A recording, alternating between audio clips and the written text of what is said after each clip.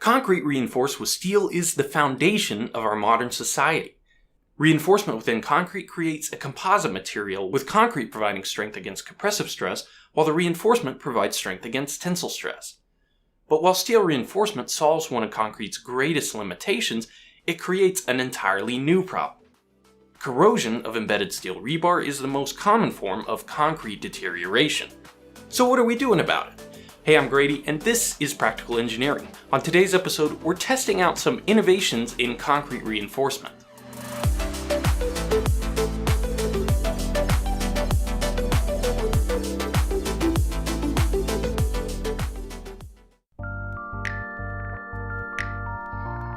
Although unprotected steel is naturally prone to corrosion or rusting, when it gets embedded into concrete, certain factors work to protect it.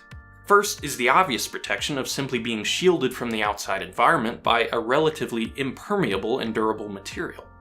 Water and contaminants usually can't make their way through the concrete to the steel. The second form of protection is the alkaline environment.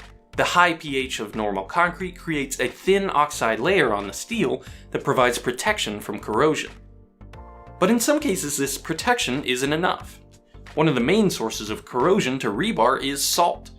Whether through exposure to salt water near a marine environment or application of de-icing salts to make roadways safer during the winter, these chloride ions can make their way through the concrete, corroding the steel reinforcement. And when steel corrodes, it creates iron oxide that expands inside the concrete. This expansion generates stress, sometimes called oxide jacking, and is one of the primary causes of concrete deterioration. So how do we prevent these chloride ions and other contaminants from reaching the steel and causing corrosion?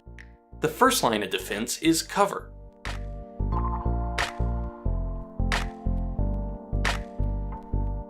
Cover is the minimum distance between the outside surface of the concrete and the reinforcing steel. And depending on exposure and application, certain codes specify different amounts of concrete cover, generally between 25 and 75 millimeters or 1 to 3 inches. Cover is one of the reasons good concrete work takes so much effort before the concrete ever shows up on the job site. Installing strong formwork and lots of wire tying all the reinforcement together help make absolutely sure that, through all the jostling and walking over and general chaos that comes when it's time to actually place concrete, the rebar stays where it was designed to be embedded within the final product. Neglecting these steps can cause rebar to sink to the bottom of a slab or come too close to an outside surface before the concrete cures, eventually leading to premature corrosion of the reinforcement due to lack of cover. But even with adequate cover, any crack in the concrete could allow water and contaminants into direct contact with the reinforcement, and it won't surprise you to learn that cracks in concrete aren't all that rare. Most concrete shrinks as it cures, which can lead to cracks. Changes in temperature also cause expansion and contraction, which can lead to cracking. Concrete can also crack under normal, expected loading conditions due to the way that steel takes up stresses within the material. One way to solve this issue is by pre-stressing the rebar, a topic I discussed briefly in a previous video and something I'd like to dive deeper into in the future. But today I want to show another option for reducing these cracks. Fiber-reinforced concrete is pretty much exactly what you'd expect it to be. It's not a new idea by any means, but our understanding and use of different kinds of fibers within a concrete mix continues to grow. Adding glass, steel, or synthetic fibers to concrete can provide a lot of benefits, but one of the most important is crack control.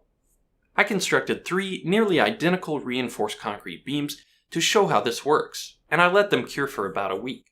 The first one only has steel rebar as reinforcement. I'm using a hydraulic press to test out the strength of each beam and see how it performs prior to failure. And I'm using tons as a measurement of force on these beams just because that's what the gauge says, but the units are completely arbitrary to the demo. If you prefer SI, just pretend these are metric tons. As I increase the load on the beam, you see cracks starting at only around 3 tons. These cracks form because steel stretches a little bit as it takes up tensile stress in the concrete. The beam is holding the load just fine and isn't even close to failure, but concrete can't stretch along with the steel, so it has to crack.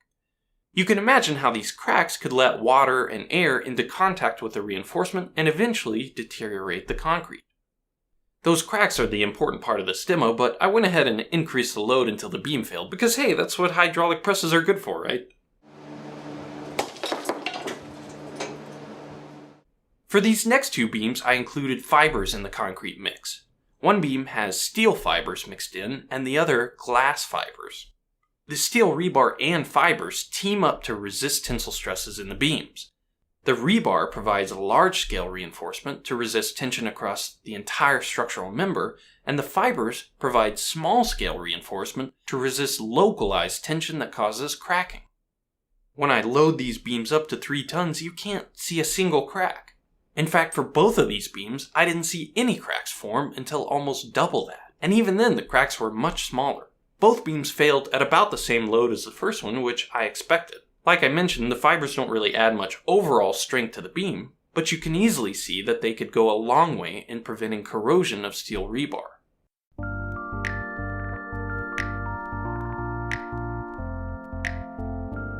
You may be wondering, why are we even using steel for reinforcement at all? Steel is relatively inexpensive, well-tested, and strong, but lots of other materials have excellent mechanical properties and don't face this issue of corrosion. For corrosive environments, we sometimes use epoxy-coated rebar or even stainless steel, but there are some emerging alternatives to reinforcement like fiber-reinforced polymers or FRP bars. This is reinforcement made of basalt, remelted volcanic rock forced through tiny nozzles to create fibers that are extremely strong. Options like this often cost more than steel rebar, in some cases a lot more. But the major impediment to the use of these newer, more innovative types of reinforcement isn't just the cost. It's easy to see that those additional costs might be offset by the increased lifespan of the concrete. Another inhibition comes simply from lack of widespread use. Innovation happens slowly in civil engineering because the consequences of failure are so high. Gaining confidence in a design has as much to do with engineering theory as it does to simply seeing how well similar designs have performed in the past. But many engineering disasters have come not just at the expense of bad design, but actually bad maintenance. So long-term durability can be just as important to public safety as other design criteria. We'll certainly be seeing more innovative ways to reinforce concrete in the future, including some of the things I mentioned in this video. Thank you for watching, and let me know what you think.